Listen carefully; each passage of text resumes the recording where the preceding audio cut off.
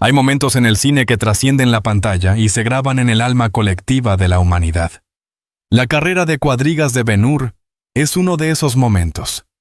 11 minutos de pura adrenalina cinematográfica que dejaron a audiencias de 1959 literalmente sin aliento en sus butacas. Pero Ben-Hur no era solo una escena espectacular. Era una declaración audaz de que el cine podía competir con cualquier forma de arte en grandeza, emoción y profundidad espiritual.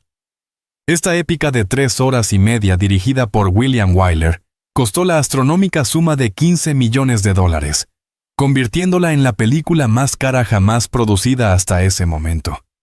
MGM apostó literalmente todo a esta película. Si fracasaba, el estudio probablemente habría quebrado. La presión era inmensa, casi insoportable. Pero cuando Ben-Hur se estrenó en noviembre de 1959, no solo salvó a MGM, redefinió lo que una película podía lograr artística y comercialmente. Ganó 11 Oscars, un récord que permanecería intocable durante décadas hasta que Titanic y El Señor de los Anillos. El Retorno del Rey lo igualaron. Nunca lo superaron. Hoy vamos a explorar los secretos, las luchas y los milagros que hicieron posible esta obra maestra. Así que ajusta tus riendas, prepárate para la señal de inicio y acompáñame porque vamos con 20 datos extraños que no conocías de Ben-Hur. Empecemos con algo que cambia completamente cómo ves la película. Charlton Heston casi no consigue el papel que definiría su carrera. MGM originalmente quería a Marlon Brando para interpretar a Judah Ben-Hur, el príncipe judío traicionado que busca venganza y encuentra redención. Brando en 1958 era la estrella más grande y más respetada de Hollywood, ganador del Oscar, revolucionario del método de actuación. Los ejecutivos del estudio creían que necesitaban ese calibre de estrella para justificar el presupuesto masivo y atraer audiencias internacionales. Brando leyó el guión, lo consideró seriamente y luego rechazó el papel. ¿Su razón? Sentía que era demasiado similar a papeles históricos que ya había hecho. Entonces MGM se volvió hacia Burt Lancaster, otro gigante de Hollywood con presencia física imponente perfecta para un héroe épico. Lancaster también rechazó, principalmente por preocupaciones sobre pasar 6 meses filmando en Italia lejos de su familia. Finalmente, el director William Wyler sugirió a Charlton Heston, con quien había trabajado antes y cuya dedicación profesional conocía bien. Heston aceptó inmediatamente. No solo aceptó, se preparó para el papel con una intensidad casi obsesiva que pocos actores igualarían. Pasó 3 meses antes de la filmación entrenando 6 horas diarias con caballos y cuadrigas bajo la tutela de Jackie McAnutt, el legendario coordinador de dobles. Heston aprendió a conducir cuadrigas romanas auténticas tiradas por 4 caballos. Una habilidad increíblemente difícil y peligrosa, que tomaría años dominar normalmente. Se levantaba antes del amanecer, trabajaba con los caballos hasta que sus brazos temblaban de fatiga, luego practicaba más. Quería que cada movimiento fuera auténtico, que cada gesto con las riendas fuera el de alguien que realmente sabía controlar estos animales poderosos. Esta preparación obsesiva pagaría dividendos monumentales cuando llegara el momento de filmar la carrera de cuadrigas. Ahora hablemos de esa carrera, porque la historia detrás de su filmación es tan épica como la escena misma. La pista de carreras fue construida en un terreno de 18 acres en los estudios Cinecittà en Roma, convirtiéndola en el set más grande jamás construido para una película. No era una pista pequeña con trucos de cámara para hacerla parecer más grande. Era una arena de tamaño completo con gradas que podían acomodar a 8,000 extras reales. La construcción tomó más de 5 meses con cientos de trabajadores italianos trabajando 12 horas diarias. Usaron más de 40,000 toneladas de arena blanca importada especialmente para la pista, creando la superficie perfecta para las ruedas de las cuadrigas. Las gradas fueron construidas con madera y yeso, pero tan sólidamente que podían soportar el peso de miles de personas sin colapsar. Cada detalle de la arquitectura romana fue investigado meticulosamente por historiadores y arqueólogos para asegurar autenticidad histórica. Las estatuas, los estandartes, los símbolos imperiales, todo fue recreado basándose en artefactos y textos históricos reales. pero construir la arena era solo el comienzo. Tenían que filmar una carrera que se sintiera real, peligrosa, donde cada momento tuviera peso y consecuencia. Jackie McCanut, quien ya había coordinado algunas de las escenas de acción más memorables de Hollywood, diseñó la coreografía completa de la carrera. Entrenó a 78 caballos durante meses, enseñándoles a correr en formación, a responder a señales específicas, a reaccionar a obstáculos. Contrató y entrenó a algunos de los mejores jinetes y especialistas en caballos de Europa para manejar las cuadrigas en la carrera. Cada conductor practicó durante semanas hasta que podía maniobrar su cuadriga con precisión milimétrica a velocidades que alcanzaban hasta 55 kilómetros por hora. Y aquí viene algo que te va a sorprender. Charlton Heston condujo su propia cuadriga durante gran parte de la carrera. No en todas las escenas, especialmente no en los momentos más peligrosos, pero en muchas más tomas de las que te imaginas. Cuando ves esas tomas donde la cámara muestra claramente el rostro de Ben-Hur mientras conduce, ese es realmente Heston, no un doble. Heston insistió en hacer tanto como fuera posible él mismo, porque quería que su actuación física fuera auténtica. Quería que la audiencia viera el esfuerzo real, el sudor genuino, la concentración intensa necesaria para controlar esos caballos a esa velocidad. Esta decisión de Heston, de hacer sus propios stunts, era simultáneamente valiente y terriblemente arriesgada para toda la producción. Si Heston se lesionaba seriamente durante la carrera, toda la película podría colapsar. 6 meses de filmación y millones de dólares estarían en peligro. MGM había asegurado a Heston por una suma masiva, pero ninguna cantidad de dinero podría reemplazar meses de metraje ya filmado. William Wyler estaba constantemente nervioso durante las escenas de la carrera, observando cada toma con el corazón en la garganta. Hubo momentos durante la filmación donde Heston perdió control parcial de su cuadriga, donde las cosas pudieron terminar catastróficamente. En una toma particularmente aterradora, la cuadriga de Heston se inclinó peligrosamente después de chocar con otra, casi volcándose completamente. Puedes ver esta toma en la película final. Es el momento donde Ben-Hur es lanzado brevemente al aire, pero logra aferrarse y recuperar el control. Eso no fue coreografiado. Fue un accidente real que Heston navegó mediante puro instinto y las habilidades que había entrenado durante meses. Wyler mantuvo la toma porque capturaba exactamente el tipo de peligro real que quería que la audiencia sintiera. Ahora, hablemos de algo que pocos saben sobre el personaje antagonista. Messala, interpretado magníficamente por Stephen Boyd.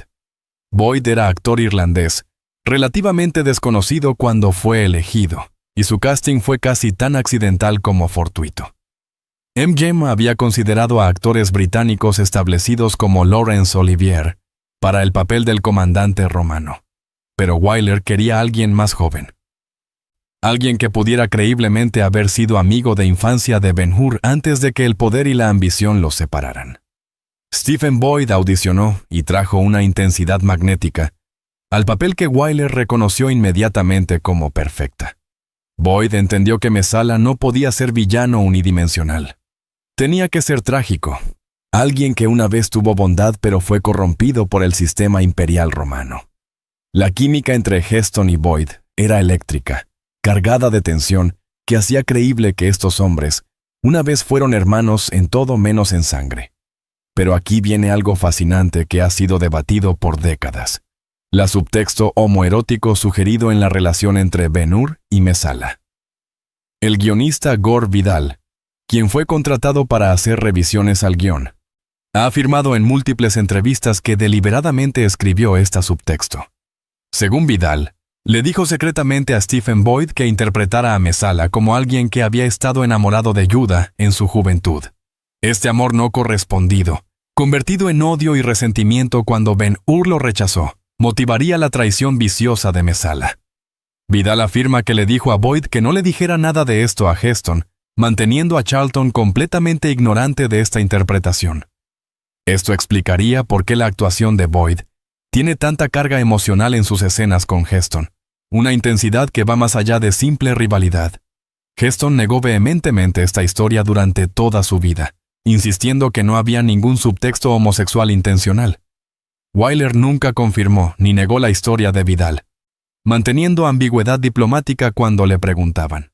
La verdad probablemente está en algún punto medio.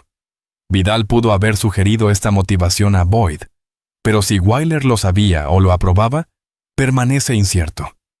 Independientemente de las intenciones, lo innegable es que la tensión entre Ben-Hur y Messala es una de las relaciones más complejas en épicas de Hollywood.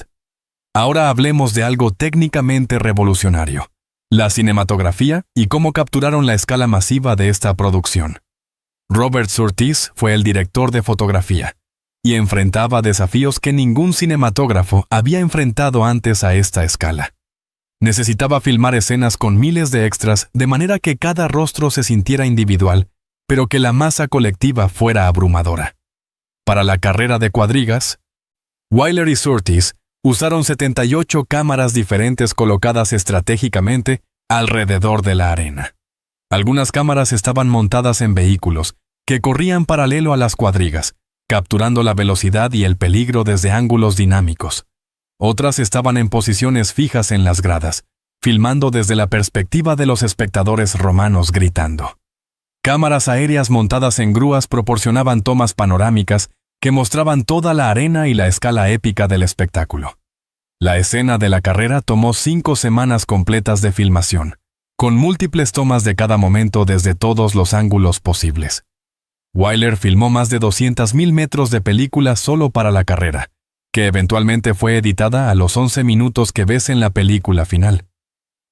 Esta ratio de filmación era astronómicamente alta, incluso para estándares modernos, demostrando la obsesión de Wyler con capturar la perfección. Ahora algo sobre el elenco de extras que poblaban esta película y le daban vida auténtica. MGM contrató a más de 10.000 extras italianos para las diversas escenas multitudinarias a lo largo de la película. Para la carrera de cuadrigas, 8.000 extras llenaban las gradas cada día de filmación, gritando y reaccionando a la acción. Pero aquí está el desafío. Estos extras italianos no hablaban inglés, y muchos nunca habían estado en un set de filmación.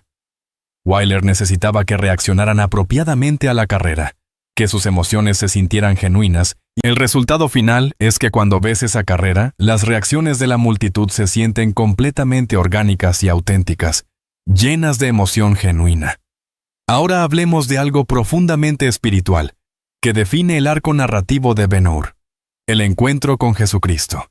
La película nunca muestra completamente el rostro de Jesús, una decisión artística deliberada que Wyler defendió contra presiones del estudio. MGM quería que Jesús fuera interpretado por un actor reconocible, que se mostrara su rostro para dar peso dramático a esas escenas. Pero Wyler argumentaba que mostrar el rostro de Cristo completamente sería reductivo, limitaría la experiencia espiritual de cada espectador. Al mantener a Jesús principalmente fuera de foco o filmado desde ángulos que ocultan su rostro, cada persona en la audiencia podía proyectar su propia concepción de lo divino. Esta decisión fue controvertida, pero resultó ser brillante, añadiendo una cualidad casi mística a esas escenas. El actor que interpretó a Jesús fue Claude Heatter, un cantante de ópera cuya identidad MGM mantuvo en secreto durante décadas. Heatter nunca habló sus líneas en el set. Las palabras de Cristo fueron agregadas en postproducción con la voz de otro actor no acreditado. Las escenas donde Jesús da agua a Ben-Hur encadenado, o cuando Ben-Hur presencia la crucifixión, fueron filmadas con reverencia casi religiosa.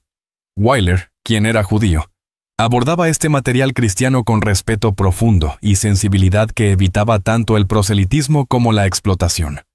El mensaje espiritual de la película sobre perdón, redención y el poder transformador del amor trascendía denominaciones religiosas específicas. Ahora viene algo sobre la música que es absolutamente crucial para el impacto emocional de Ben-Hur.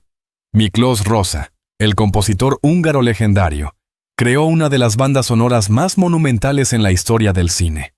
Rozsa pasó más de un año componiendo y orquestando las más de 2 horas de música original que acompaña la película. Empleó una orquesta de más de 100 músicos, un coro masivo, y consultó con historiadores musicales sobre instrumentos de la época romana. Quería que la música fuera simultáneamente auténtica a la época histórica, pero también emocionalmente resonante para audiencias modernas. El tema de la carrera de cuadrigas, con sus percusiones urgentes y metales triunfantes, se ha convertido en una de las piezas musicales más reconocibles del cine. Pero Rosa también compuso temas íntimos y delicados para los momentos de dolor, reflexión y transformación espiritual de Ben-Hur. La música durante la crucifixión es particularmente conmovedora, capturando tanto el horror del evento como su significado redentor. Rosa ganó el Oscar a Mejor Banda Sonora, su tercer Oscar de una carrera ilustre, y muchos lo consideran su obra maestra definitiva. Ahora hablemos del impacto comercial masivo y el legado cultural de Ben-Hur, que perdura más de 6 décadas después. La película se estrenó en 70 teatros selectos en su primera semana, un lanzamiento limitado diseñado para crear demanda y prestigio. Las colas para ver Ben-Hur literalmente daban vuelta a las manzanas en ciudades principales. La gente esperaba horas para conseguir boletos. En su exhibición original, Ben-Hur recaudó más de $74 millones solo en Estados Unidos, cifra astronómica para 1959. Ajustado a inflación y ventas de boletos, sería equivalente a más de $1,000 millones en términos actuales. No solo salvó a MGM de la bancarrota, proporcionó ganancias que financiaron operaciones del estudio durante años. La película permaneció en cines durante más de un año en muchas ciudades, algo impensable en la era moderna de lanzamientos digitales. Generaciones completas de familias la vieron juntas como evento cultural, regresando múltiples veces para experimentar esa carrera de cuadrigas nuevamente. En la ceremonia de los Oscars de 1960, Ben-Hur dominó de manera sin precedentes, ganando 11 de sus 12 nominaciones. Solo perdió en la categoría de Mejor Guión Adaptado, pero ganó todo lo demás. Mejor Película, Director, Actor, Cinematografía, Música y más. Este récord de 11 Oscars no sería igualado hasta Titanic en 1998, casi 40 años después, y luego El Señor de los Anillos. El Retorno del Rey en 2004. Pero ninguna película ha superado las 11 victorias de Ben-Hur, convirtiéndola en campeona eterna en la historia de los premios de la Academia. El legado de Ben-Hur se extiende mucho más allá de premios y taquilla. Cambió fundamentalmente lo que Hollywood creía posible. Demostró que las audiencias tenían apetito por historias épicas, contadas con ambición artística y presupuestos masivos, si la calidad justificaba la inversión. Inspiró directamente la siguiente ola de épicas de los 60. Cleopatra, Lawrence de Arabia, Dr. Zhivago. Todas debían su existencia al éxito de Ben-Hur. Directores modernos como Ridley Scott, Peter Jackson y James Cameron han citado a Ben-Hur como influencia directa en sus propias épicas. La carrera de cuadrigas ha sido homenajeada, parodiada y referenciada en innumerables películas, desde Star Wars Episodio 4 hasta animaciones como Los Simpsons. En 2016 se produjo un remake de Ben-Hur con presupuesto de $100 millones, que fue fracaso comercial y crítico. Este fracaso demostró algo importante. No puedes simplemente recrear grandeza con dinero y tecnología moderna. Lo que hacía especial a Ben-Hur de 1959 era la combinación de visión artística, dedicación obsesiva y ese elemento indefinible de magia cinematográfica. Y ahí lo tienen. 20 datos sobre Ben-Hur que revelan la ambición monumental, el riesgo tremendo y la ejecución magistral detrás de esta obra maestra. Fue producto de un estudio apostando su existencia en una visión, de un director perfeccionista que filmaba toma tras toma hasta conseguir exactamente lo que imaginaba, de actores arriesgando literalmente sus vidas en cuadrigas a toda velocidad, de miles de artesanos, extras y técnicos trabajando en sincronización perfecta, de un compositor creando música que capturaba tanto la grandeza de Roma como la intimidad del dolor humano. La próxima vez que veas esa carrera de cuadrigas, cuando sientas tu pulso acelerarse mientras Ben-Hur persigue a Mesala hacia la victoria o la muerte, recuerda esto. Estás viendo el momento donde el cine alcanzó su máxima expresión de grandeza épica, donde cada elemento, técnico, artístico y humano, convergió en perfección. Ese es el verdadero milagro de Ben-Hur. No solo que existe, sino que después de más de 60 años, todavía tiene el poder de quitarnos el aliento. Hay escenas en la historia del cine que pertenecen a una categoría propia. No son simplemente escenas memorables ni momentos técnicamente brillantes. Son experiencias que alteran para siempre la comprensión del espectador sobre lo que el cine puede hacer cuando la ambición humana se niega a aceptar los límites de lo posible. La carrera de cuadrigas de Ben-Hur, filmada en los estudios Cinecittà de Roma entre 1958 y 1959, es la cima absoluta de esa categoría. 12 minutos de película que costaron más dinero, más tiempo, más sangre y más genio creativo que producciones enteras de cualquier otra época. Y la historia real de cómo fueron filmados es más extraordinaria que cualquier ficción que Hollywood podría haber inventado. Para entender la magnitud de lo que se construyó, hay que comenzar por los números. Porque en este caso, los números no son estadísticas frías, sino la medida de una locura organizada que solamente el Hollywood de los años 50 habría podido financiar y sostener. El circo máximo que el director de segunda unidad, Andrew Marton, y el especialista en acción, Yakima Canut, construyeron en Cinecittà era el escenario más grande jamás edificado para una producción cinematográfica hasta ese momento. 18 acres de tierra romana, transformados en la Roma del año cero. Una pista de carreras de 400 metros de longitud con gradas que podían albergar a 8,000 extras reales, 40,000 toneladas de arena importada, específicamente porque su color y su textura correspondían a la arena del Mediterráneo antiguo, que los investigadores históricos de la producción habían determinado como auténtica.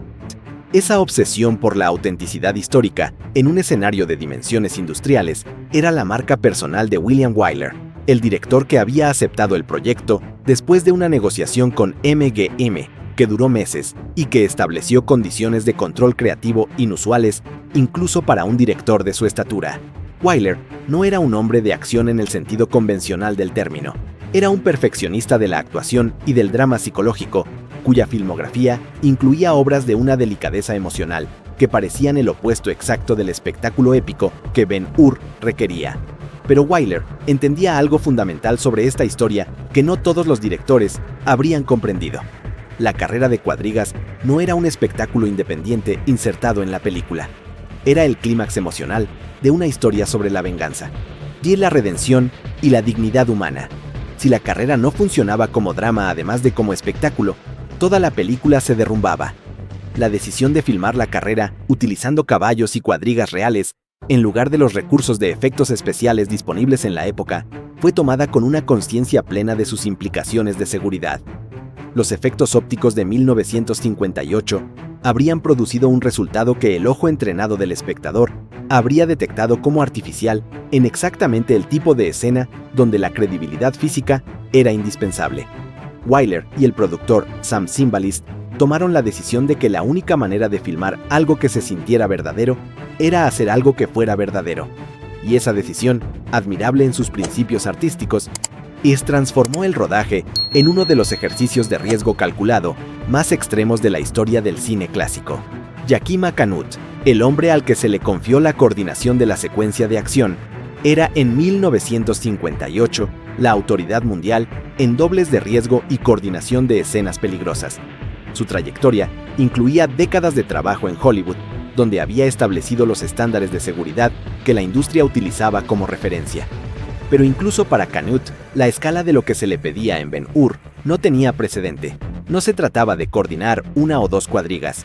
Se trataba de orquestar simultáneamente 9 equipos de 4 caballos cada uno, con conductores que tenían niveles muy diferentes de experiencia, en una pista que no admitía errores, porque los errores a esas velocidades tenían consecuencias que ningún protocolo de seguridad podía neutralizar completamente. El entrenamiento de los caballos comenzó meses antes de que una sola cámara entrara al set. Los animales necesitaban acostumbrarse no solamente a correr en formación cerrada, sino a funcionar dentro del caos controlado de una carrera donde el sonido, el movimiento y la proximidad de otros equipos creaban condiciones que ningún caballo encontraría en circunstancias naturales. Ese proceso de entrenamiento, que involucró a especialistas ecuestres de varios países europeos y americanos, fue en sí mismo una producción paralela que consumió recursos y tiempo que el presupuesto original de la película no había contemplado completamente. Y cuando finalmente llegó el momento de filmar, Y lo que ocurrió en esa pista de arena romana superó en complejidad y en peligro todo lo que cualquiera de los involucrados había experimentado antes. Lo que veremos a continuación es solamente el comienzo de esa historia. El primer día de rodaje de la carrera de cuadrigas en el Circo Máximo de Cinecittà fue un momento que quienes lo presenciaron describieron con una mezcla de asombro y aprensión que ninguna descripción posterior ha podido capturar completamente. Ver a 9 equipos de 4 caballos cada uno moviéndose simultáneamente en esa pista a velocidades que superaban los 50 km por hora, con conductores reales en cuadrigas construidas con materiales auténticos de la época, era una experiencia que rompía la frontera entre el cine y algo más parecido a un evento histórico real. El sonido solo, el trueno de 36 caballos sobre arena compacta amplificado por las gradas de piedra del escenario, era de una intensidad que las cámaras de la época no podían registrar fielmente y que los espectadores del set recordaban décadas después como una sensación física que se instalaba en el pecho antes de llegar a los oídos. Charlton Heston, el actor elegido para interpretar a Judá Ben-Hur, llegó a ese primer día de rodaje con meses de entrenamiento ecuestre detrás de él, pero con una honestidad sobre sus propias limitaciones que sus declaraciones posteriores revelan con claridad admirable. Heston no era un jinete experto antes de Ben-Hur. Era un actor de enorme presencia física que había aprendido lo suficiente para manejar una cuadriga en condiciones controladas, pero que sabía perfectamente que las condiciones del rodaje real estaban muy por encima de ese nivel.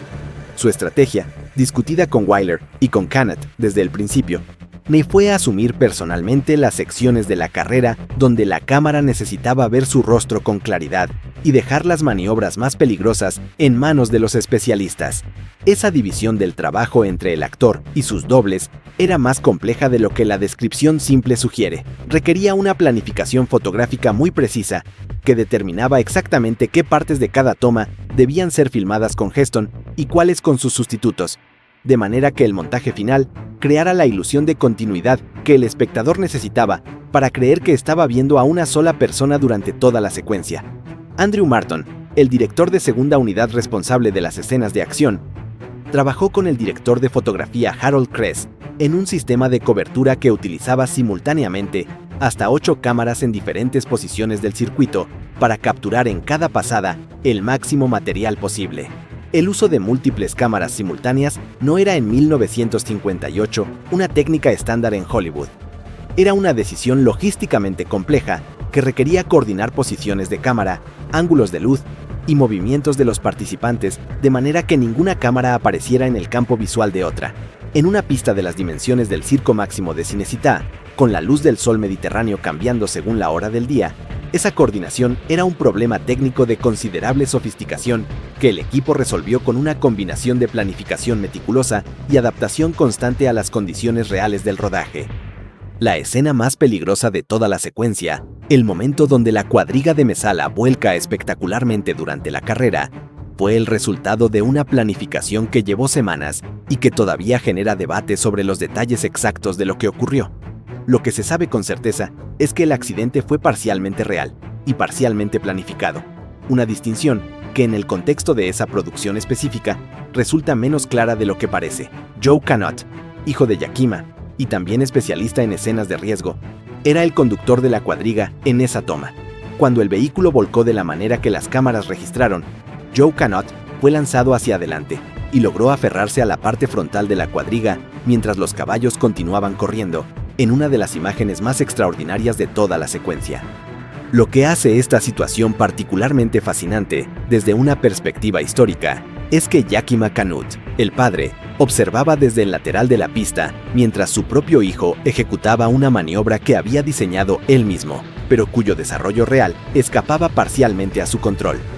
Esa dimensión humana, la del maestro observando al aprendiz que es también su hijo, en el momento más peligroso de toda la producción, no aparece en ningún documento oficial de la película, pero forma parte de los relatos que ambos hombres compartieron en distintas ocasiones a lo largo de sus vidas. Las lesiones que se produjeron durante las semanas de rodaje de la carrera fueron más numerosas de lo que la producción comunicó públicamente en su momento. La política de MGM respecto a la información sobre accidentes en el set era coherente con las prácticas de la industria de la época. Minimizar, contextualizar y nunca proporcionar detalles que pudieran generar preocupación pública sobre las condiciones de trabajo o responsabilidades legales. Lo que los registros médicos de producción, que han emergido parcialmente en décadas posteriores, revelan es que el número de personas que requirieron atención durante el rodaje de la secuencia de la carrera fue significativamente mayor que las cifras que la producción mencionaba en sus comunicados oficiales.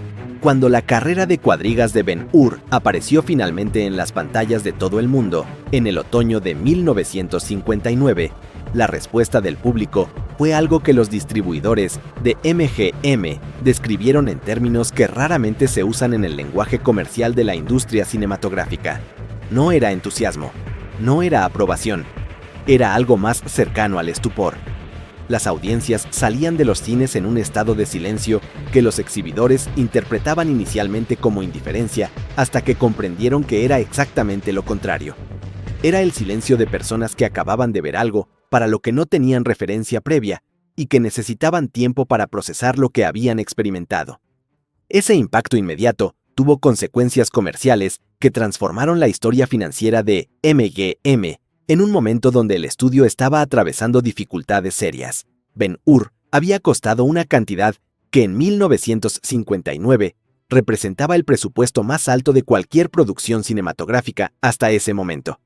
Las apuestas no eran simplemente creativas, eran existenciales para un estudio que había comprometido recursos que no podía permitirse perder.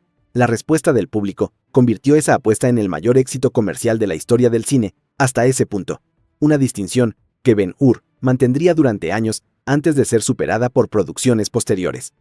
Los 11 premios Oscar que la película ganó en la ceremonia de 1960 incluían categorías que directamente reconocían el trabajo técnico y artístico de la secuencia de la carrera, pero el reconocimiento que Yakima Canutt y su equipo recibieron de la Academia en ese momento no correspondía a la magnitud de su contribución. La coordinación de escenas de acción era en 1960 una disciplina que los premios oficiales de la industria todavía no sabían completamente cómo valorar. Sería necesario esperar décadas antes de que la Academia creara mecanismos de reconocimiento que honraran adecuadamente el tipo de trabajo que Canutt había realizado en Ben-Hur. Cuando finalmente le entregaron un Oscar honorario en 1967, el reconocimiento era genuino, pero llegaba con el retraso que acompaña a los pioneros que establecen estándares que la institución tarda en comprender. La influencia técnica de la carrera de cuadrigas de Ben-Hur sobre las generaciones posteriores de coordinadores de acción y directores es uno de los capítulos menos documentados, pero más significativos de la historia del cine de acción. Steven Spielberg estudió la secuencia en detalle durante la preparación de varias de sus producciones más exigentes técnicamente. George Lucas la citó como referencia directa durante el desarrollo de la carrera de vainas en Star Wars Episodio 1. Una conexión que los análisis comparativos de ambas secuencias confirman en términos de estructura narrativa y de ritmo de montaje. John Frankenheimer, Was, cuya película Grand Prix de 1966 estableció nuevos estándares para las escenas de carreras automovilísticas, reconoció públicamente la deuda técnica y conceptual que su trabajo tenía con lo que Marton y Canutt habían logrado en Cinecittà. Charlton Heston habló sobre la carrera de cuadrigas en docenas de entrevistas a lo largo de su vida, con una consistencia reveladora. No la describía como el punto culminante de su carrera actoral, aunque Ben-Hur le valió el único Oscar de su trayectoria. La describía como la experiencia que más profundamente había transformado su comprensión de lo que significaba hacer cine. Haber estado físicamente presente en ese circo, haber manejado una cuadriga real, aunque fuera en las condiciones más controladas posibles, haber sentido el sonido y el movimiento de esa producción desde adentro, le había dado una perspectiva sobre la relación entre el actor y el espectáculo que ningún trabajo posterior pudo reemplazar completamente. La pista construida en Cinecittà fue desmantelada después del rodaje con la misma eficiencia metódica con que había sido edificada. Los materiales fueron reutilizados, el espacio fue liberado para otras producciones y el circo máximo que había existido durante meses como el escenario más grande del cine clásico desapareció sin dejar rastro físico. Lo que quedó fue solamente la película, los recuerdos de quienes habían estado ahí y una secuencia de 12 minutos que el tiempo no ha podido desgastar. Hay algo profundamente significativo en esa evanescencia del escenario físico combinada con la permanencia de la imagen cinematográfica. Todo ese esfuerzo, todo ese dinero, todo ese riesgo humano, toda esa arena importada y esas gradas de piedra y esos 36 caballos entrenados durante meses existió en el mundo real durante un periodo limitado para producir algo que existiría para siempre en la pantalla. Esa es la paradoja y la magia del cine clásico en su expresión más absoluta, la realidad como material de construcción de algo que trasciende la realidad. La carrera de cuadrigas de Ben-Hur sigue siendo hoy, más de 60 años después de su filmación, el estándar contra el que se miden todas las escenas de acción que aspiran a algo más que el impacto inmediato. No porque sea la más rápida, ni la más tecnológicamente sofisticada, sino porque logró algo que la tecnología por sí sola nunca puede garantizar. Logró que el espectador sintiera en su propio cuerpo el peso, la velocidad y el peligro de lo que estaba viendo. Y esa sensación, producida por hombres reales con caballos reales en una pista de arena real, sigue siendo irreproducible por cualquier medio que no comparta esa misma voluntad de poner algo verdadero frente a la cámara y confiar en que la verdad es siempre más poderosa que la ilusión perfecta. En 1959, Hollywood no estaba intentando hacer una gran película. Estaba intentando salvarse a sí mismo. La televisión había entrado en los hogares como un enemigo silencioso, y los estudios veían como el público abandonaba las salas. Ben-Hur no nació como una historia épica más, sino como una apuesta desesperada. Si esto fallaba, la Metro-Goldwyn-Mayer podía desaparecer. Esa presión económica explica muchas de las decisiones extremas que hoy convierten a la película en una leyenda irrepetible. El proyecto no era nuevo. Ben-Hur ya había sido llevada al cine en la era muda, pero William Wyler decidió no mirarla como un remake, sino como una oportunidad para redefinir el espectáculo cinematográfico. Wyler no era un director complaciente. Era obsesivo, preciso y brutalmente exigente. Para él, el tamaño del decorado no justificaba una actuación mediocre. Por eso eligió a Charlton Heston, un actor de presencia física imponente, pero con una disciplina casi militar. Heston no fue el primer candidato. Muchos nombres pasaron por el papel de Judah Ben-Hur, pero Wyler quería un rostro que pudiera expresar dignidad, rabia y espiritualidad sin palabras, porque sabía que la cámara lo observaría durante minutos enteros sin permitirle esconderse. El rodaje se trasladó a Italia no por romanticismo, sino por necesidad. Allí se podía construir lo imposible. Los estudios de Cinecittà se transformaron en una ciudad antigua viva, no en un decorado de cartón. El circo para la carrera de cuadrigas no era una ilusión óptica, ocupaba más terreno que muchos barrios reales. Se necesitaron meses solo para nivelar el suelo. Nada se dejó al azar, porque Wyler quería que la cámara pudiera moverse libremente sin revelar trampas. La famosa carrera de cuadrigas no fue diseñada para ser emocionante, sino peligrosa. No se rodó a cámara rápida ni con trucos baratos. Los caballos corrían de verdad. Los carros pesaban de verdad. Los especialistas caían de verdad. Hubo accidentes graves, aunque la película jamás los explotó como parte de su leyenda oficial. Uno de los momentos más recordados, cuando un auriga es arrollado y queda colgado del carro, no estaba en el guión. Fue un accidente real que no causó la muerte por pura suerte. Wyler mantuvo la escena porque sabía que esa autenticidad jamás podría recrearse. Charlton Heston pasó meses entrenando, no solo para conducir cuadrigas, sino para comprender cómo se movía un aristócrata judío del siglo I. Cada gesto, cada forma de caminar, estaba estudiada. Heston no actuaba como un héroe moderno disfrazado, sino como un hombre atrapado entre dos mundos. Esa tensión interna es lo que da peso a la historia más allá del espectáculo. Uno de los detalles más comentados, aunque pocas veces explicado con profundidad, es la relación entre Judah Ben-Hur y Messala. Gore Vidal, uno de los guionistas, introdujo una lectura subterránea que jamás fue explicitada en pantalla, pero que influyó en la interpretación. Vidal sugirió a Stephen Boyd, el actor que interpretaba a Messala, que ambos personajes habían sido amantes en el pasado. Heston nunca fue informado de esta idea. El resultado fue una dinámica desequilibrada. Messala actúa con una intensidad emocional que Ben-Hur parece no comprender del todo. Esa diferencia añade una capa de tragedia silenciosa que el público percibe sin saber por qué. La presencia de Jesucristo en la película es otro ejemplo de decisiones narrativas audaces. Nunca se muestra su rostro de forma directa. No fue censura ni miedo religioso, sino respeto cinematográfico. Wheeler entendía que cualquier rostro concreto limitaría el impacto simbólico. Cristo debía sentirse, no verse. Por eso, cuando aparece, la cámara se sitúa siempre en una posición humilde, como si el espectador estuviera allí, pero sin derecho a invadir su intimidad. La música de Miklos Rozsa no acompaña la película, la gobierna. Fue compuesta como una ópera sin palabras. Cada tema tiene una función narrativa clara. La fanfarria no solo anuncia grandeza, sino destino. Rozsa investigó música antigua y escalas poco comunes para crear una sensación atemporal, evitando sonidos que anclaran la historia a una moda concreta. Esa partitura no embellece las imágenes, las empuja. El vestuario, lejos de buscar un rigor arqueológico absoluto, persiguió una verdad emocional. Los colores no se eligieron al azar.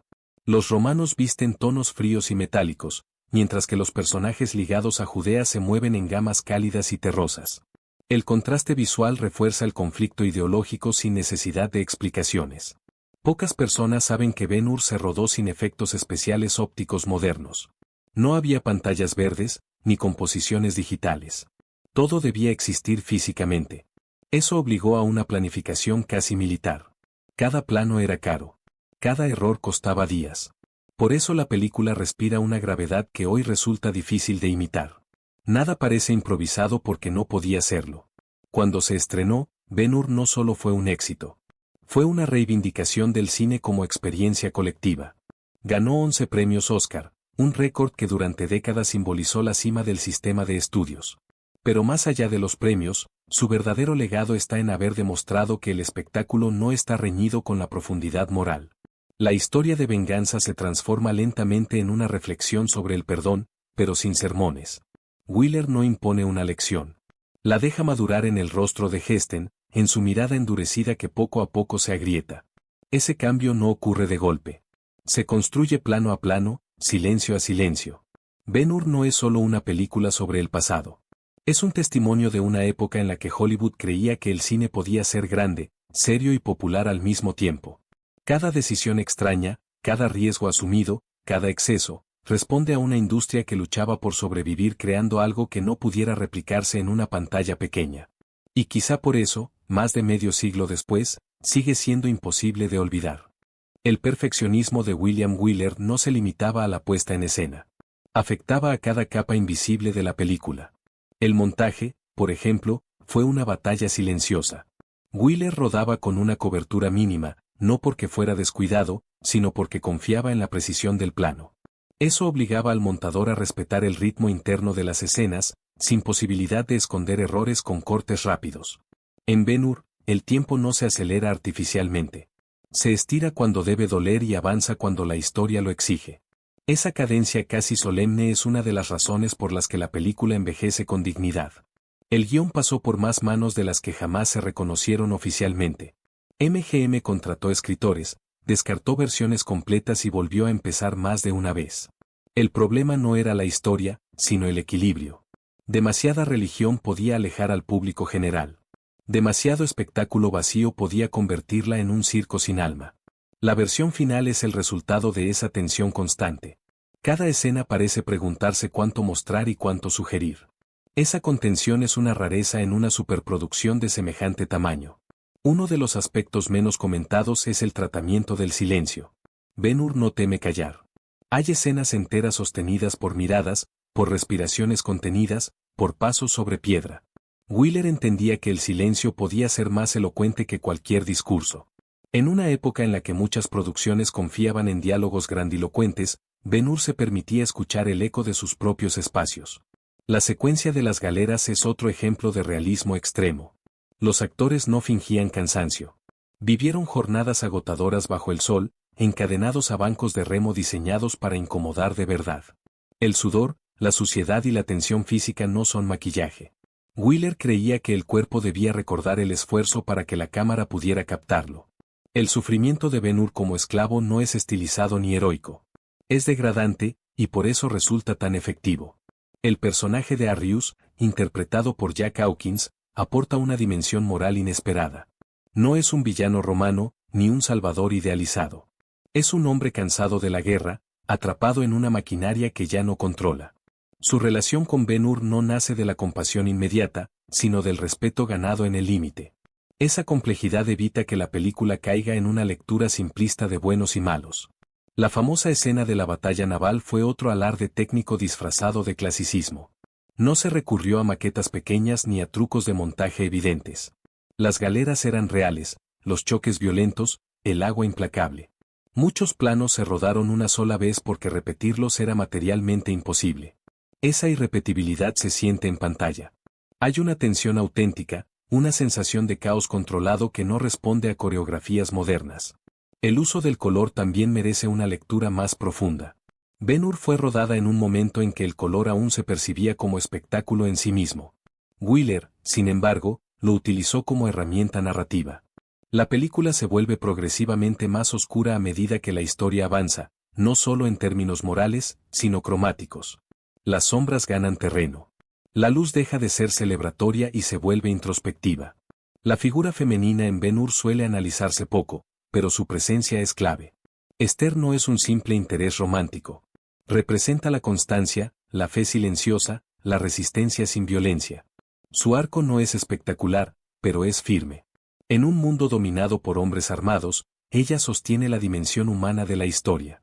Wheeler no la convierte en símbolo decorativo.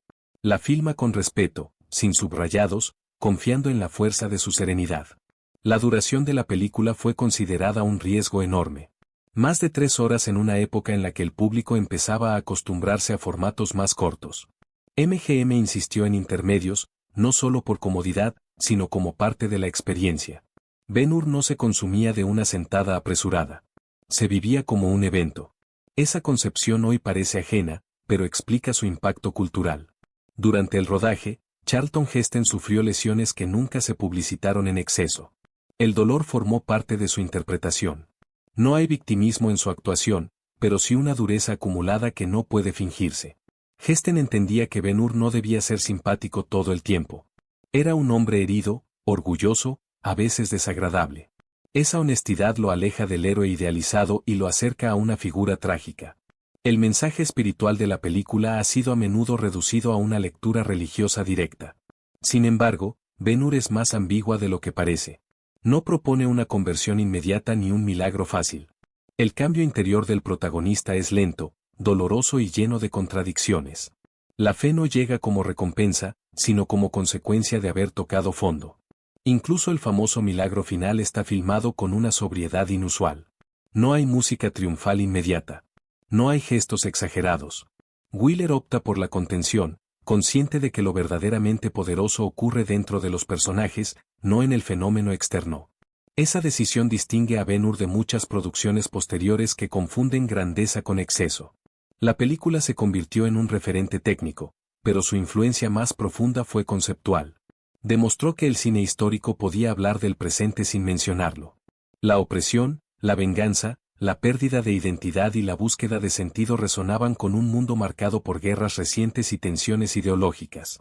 Ben-Hur no buscaba ser moderna. Buscaba ser atemporal. Por eso evitó modas narrativas, por eso confió en la mirada, en el cuerpo, en el silencio. Cada una de sus decisiones extrañas, cada riesgo asumido, responde a una idea clara. El cine, cuando se toma en serio, puede convertirse en memoria colectiva. Y esa ambición atraviesa cada fotograma con una gravedad que todavía hoy se siente intacta. Hay una idea muy extendida de que Ben-Hur es una película de certezas morales absolutas, pero basta observar con atención para descubrir un relato mucho más incómodo. William Wheeler no confiaba en héroes impecables. Le interesaban los hombres rotos. Judah Ben-Hur no es noble por naturaleza, lo es por desgaste. La película permite que el rencor lo consuma durante buena parte de su recorrido, y no lo castiga de inmediato por ello. Esa paciencia narrativa es una de sus decisiones más arriesgadas y menos comprendidas. Messala, por ejemplo, no es presentado como un villano desde el inicio. Su ambición no es monstruosa, es coherente con el sistema romano. Cree en el orden, en la fuerza, en la lealtad entendida como obediencia. Cuando traiciona a Ben-Hur, no lo hace con sadismo, sino con una lógica política fría. Esa frialdad es más perturbadora que cualquier maldad explícita. Wheeler evita caricaturas porque sabe que el verdadero conflicto nace cuando ambos personajes creen tener razón. La escena del enfrentamiento final entre Ben-Hur y Messala, ya derrotado, es uno de los momentos más crueles emocionalmente. No hay gloria en la victoria. Mesala no suplica perdón ni redención. Miente para herir, incluso agonizando. Esa última mentira, dicha con una sonrisa torcida, demuestra que el odio no siempre se extingue con la derrota. Es un detalle oscuro que muchas versiones posteriores de cine épico nunca se atrevieron a imitar. El tratamiento de la violencia en Ben-Hur es deliberadamente desigual. Algunas escenas son explícitas y otras se sugieren con pudor. No es incoherencia, es intención. Wheeler muestra la violencia cuando quiere que el espectador la sienta físicamente, y la oculta cuando busca que pese moralmente. La crucifixión, por ejemplo, evita el espectáculo gráfico. La cámara se sitúa lejos, como si respetara un límite invisible. Esa distancia obliga a una reacción interior, no visceral. El agua es un elemento simbólico constante. Aparece como castigo, como salvación y como transformación. El primer encuentro de Ben-Hur con Cristo ocurre a través de un gesto mínimo, un vaso de agua ofrecido a un esclavo. No hay palabras. No hay música dominante. Ese gesto simple se convierte en un recuerdo que reaparece en los momentos decisivos. Wheeler entendía que los símbolos más poderosos no necesitan ser explicados. Durante la producción, muchos ejecutivos temían que esta sutileza jugara en contra de la taquilla. Querían subrayar el mensaje religioso de forma más directa. Wheeler se resistió. Sabía que el público adulto no necesitaba instrucciones. Confiaba en la inteligencia emocional del espectador. Esa confianza es una de las razones por las que Ben-Hur conecta especialmente con una audiencia madura, capaz de leer entre líneas. El uso del espacio también revela una lectura más profunda. Los interiores romanos son amplios pero fríos, diseñados para empequeñecer al individuo. Las estancias judías, aunque humildes, transmiten cercanía. No se trata solo de riqueza o pobreza, sino de pertenencia. Ben-Hur nunca parece encajar del todo en Roma, incluso cuando es adoptado por Arrius. Siempre hay una distancia invisible entre él y ese mundo. Un detalle poco conocido es la forma en que Wheeler dirigía las miradas. Pedía a sus actores que pensaran el subtexto exacto de cada silencio. No aceptaba miradas vacías. Cada pausa debía tener una intención concreta. Eso explica por qué la película funciona incluso sin sonido. El rostro de Heston, endurecido por la experiencia, se convierte en un paisaje emocional que cambia lentamente. La figura de la madre y la hermana de Ben-Hur introduce uno de los elementos más perturbadores del relato, la lepra. La enfermedad no se utiliza como castigo divino, sino como metáfora del aislamiento. Los personajes no mueren, pero desaparecen del mundo. Viven ocultos, excluidos, condenados al silencio. Es una forma de sufrimiento menos espectacular, pero más duradera. Wheeler filma su reencuentro con una mezcla de horror y ternura que evita cualquier sentimentalismo fácil. La escena del Valle de los Leprosos es incómoda incluso hoy. No hay música que suavice el impacto. Los cuerpos cubiertos, las voces apagadas, el miedo al contacto humano. Es uno de los momentos más valientes de la película porque rompe con la grandiosidad épica y obliga al espectador a mirar de frente una realidad que el cine suele esquivar. El perdón en Ben-Hur no es un acto inmediato ni completo. Judá no perdona porque se lo pidan. Perdona cuando comprende que el odio ya no le da fuerzas, solo le roba lo que le queda. Ese descubrimiento coincide con la muerte de Cristo, pero no se presenta como una conversión instantánea. Es un proceso interior que continúa incluso después del supuesto milagro final. La lluvia que cae durante la crucifixión no es solo un efecto dramático. Es un punto de inflexión visual y emocional. La naturaleza responde, no como castigo, sino como reflejo de un mundo que cambia.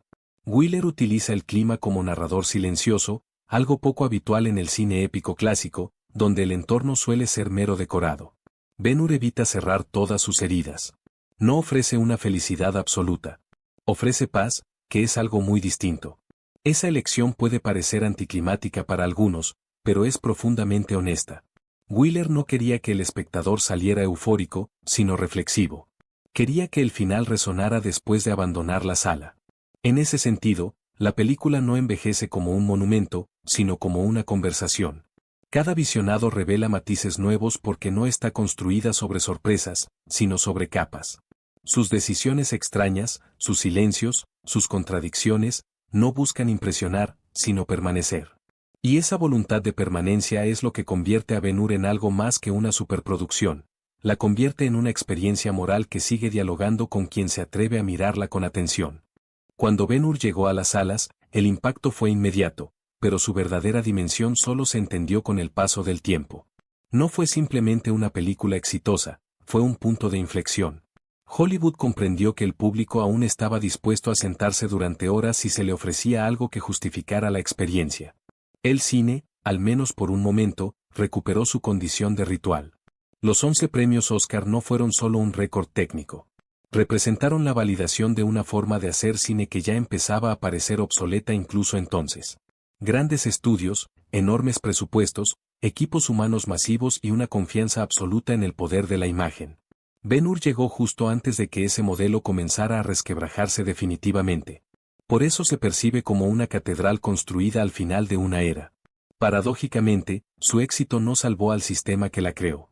MGM siguió teniendo problemas financieros. El triunfo de Ben-Hur fue extraordinario precisamente porque no era sostenible. Ningún estudio podía permitirse repetir ese nivel de riesgo una y otra vez. Así, la película quedó como un monumento aislado, una cima que nadie volvió a escalar del mismo modo. Con el paso de las décadas, surgieron mitos alrededor de su rodaje. Algunos engrandecidos, otros distorsionados. Se dijo que murieron decenas de especialistas, algo que no es cierto, aunque sí hubo accidentes graves que se ocultaron para proteger la imagen del estudio. También se exageró la idea de que todo era real y sin trucos. La verdad es más interesante. Ben-Hur combina realidad extrema con ilusión cinematográfica clásica, pero siempre con un respeto absoluto por la credibilidad visual. Las restauraciones posteriores revelaron detalles que el público original apenas pudo apreciar. Texturas de los tejidos, expresiones secundarias en los rostros, juegos de luz cuidadosamente diseñados para salas enormes. Ver Ben-Hur restaurada no es solo una mejora técnica, es una nueva lectura. Demuestra hasta qué punto Wheeler pensaba en la profundidad del encuadre y no solo en el primer plano. La influencia de Ben-Hur es visible incluso en películas que parecen negarla. Cada gran épica posterior dialoga con ella, ya sea imitándola o reaccionando contra su solemnidad. Gladiator, por ejemplo, adopta su estructura emocional pero la acelera para una audiencia moderna. Otras producciones optaron por el exceso, confundiendo escala con ruido. Ninguna logró replicar su equilibrio entre intimidad y grandiosidad. Charlton Heston quedó marcado por el papel. Pasó el resto de su carrera conviviendo con Judah Ben-Hur como una sombra inevitable. Algunos lo vieron como una carga, otros como un privilegio. Heston entendía que ese personaje representaba algo más grande que él mismo. No intentó escapar de esa asociación. La asumió como parte de su legado. William Wyler, por su parte, nunca volvió a dirigir algo de semejante tamaño. No por falta de ofertas, sino porque sabía que repetir la fórmula la vaciaría de sentido. Para él, Ben-Hur fue una culminación, no un modelo a explotar. Su carrera posterior se orientó hacia historias más contenidas, como si hubiera dicho todo lo que necesitaba decir a través de esa obra. Un aspecto pocas veces señalado es cómo Ben-Hur trata el concepto de justicia. No la presenta como venganza exitosa ni como castigo divino inmediato. La justicia llega incompleta, imperfecta, teñida de pérdida. Incluso cuando Ben-Hur recupera a su familia, nada vuelve a ser exactamente igual. Esa visión madura conecta profundamente con una audiencia que ha vivido, que sabe que las cicatrices no desaparecen. La película también dialoga con su tiempo histórico de producción. Estrenada en plena Guerra Fría, habla de imperios, de lealtades forzadas, de identidades aplastadas por sistemas totalitarios. Sin mencionar la política contemporánea, ofrece una reflexión clara sobre el poder y sus consecuencias. Esa lectura silenciosa la hizo especialmente relevante para el público adulto de entonces, y sigue siéndolo hoy. Ben-Hur no envejece como curiosidad arqueológica. Envejece como un texto clásico, abierto a interpretaciones sucesivas. Cada generación se fija en aspectos distintos. Algunos quedan fascinados por la técnica. Otros por el viaje espiritual. Otros por la tragedia humana. Esa capacidad de ofrecer múltiples entradas es señal de una obra verdaderamente grande. Hay una extraña honestidad en su forma de narrar el sufrimiento. No lo glorifica, pero tampoco lo evita. No promete que todo dolor tenga una recompensa proporcional.